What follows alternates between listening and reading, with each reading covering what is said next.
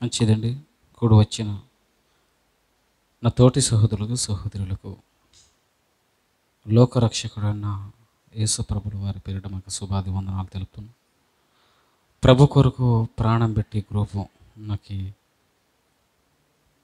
కొన్ని రోజుల క్రితం అనగా ఈ గ్రూపు ప్రారంభించి ఒక 8 నెలల తర్వాత నాకు జమన్న ద్వారా పరిచయం నాకు చేశాడు.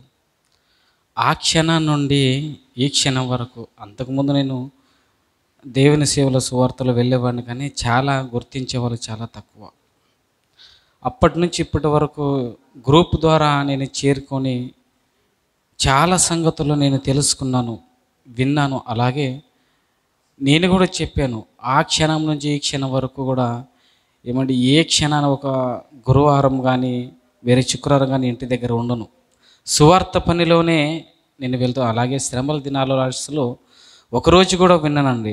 ఆ క్షణం నుండి ఈ క్షణం వరకు దేవుని సేవలో ఉంటున్నాను. అలాగే ఇంకో సంఘటన, చాలా ప్రాముఖ్యమైన సంఘటన ఏంటంటే, ఒక దినాన నేను ఎవరికి చెప్పలేదు, నా భార్యకి తప్పదే, ఈరోజు అందరి ఎదుట చెప్తున్నాను. సువార్త పనిలో నుండి బయలుదేరి మరలా ఇంటికి వెళుతున్న సమయంలో నుండి నా మీద కొందరు దాడి చేశారు. అది గుర్తు తెలియని వ్యక్తులు. ఏంటంటే నా దగ్గర ఉన్న డబ్బులన్నీ తీసుకున్నారు. అనగా 1500 ఉన్నాయి. సెల్ ఫోన్ తీసుకున్నారు. కానీ వాళ్ళు కాళ్ళు పట్టుకున్నాను, ఇదిగో దైవ గ్రంథాన్ని పడేశారు. ఇది కూడా చినిగిపోయింది ఇప్పటికీ. కానీ ఆ క్షణాన నా సెల్ ఫోన్ తీసుకుని వెంటనేనండి, ఇదిగో సింగర్ ప్రింట్ పెట్టుకొని వెంటనే ఆ క్షణంనే ప్రభు కొరకు ప్రాణపెట్టి గ్రూపు శాంతరాజ్ అన్న ఒక పోస్టర్ పెట్టాడు. వాళ్ళు అది వాట్సాప్ ఓపెన్ వెంటనే దాన్ని చూశారు. నువ్వు ఏం చేస్తున్నావు అంటే, నేను దేవుని సేవ చేస్తున్నాను, అలాగే కూలి పని గుణ వెళ్తున్నాను అంటే, ఏమండి నా గొంతు మీద ఒక కత్తి పెట్టారు. నిజంగా అండి, నిజంగా చెప్తున్నాను.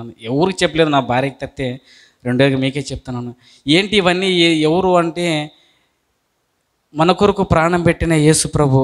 మనం ఇంతటి వాళ్ళుగా అయ్యామంటే ఆయన ద్వారే. ఈ ప్రకృతి పుట్టిందంటే ఆయన ద్వారే. అలాగే ఈ ప్రకృతి చల్లబడిలో మనం బ్రతుకుతున్నామంటే ఆయన పెట్టిన భిక్ష అన్న.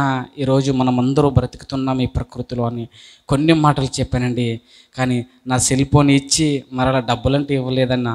అన్న నా దగ్గర ఏమీ లేవన్నా, పెట్రోల్ కొన లేవంటే 50 రూపాయలు ఇచ్చి మరలా వెళ్ళారండి. మంచిది. ఆ క్షణాన్నేనండి వాళ్ళు వెంటనే దేవుని మోకరించి ప్రార్థన చేశాను.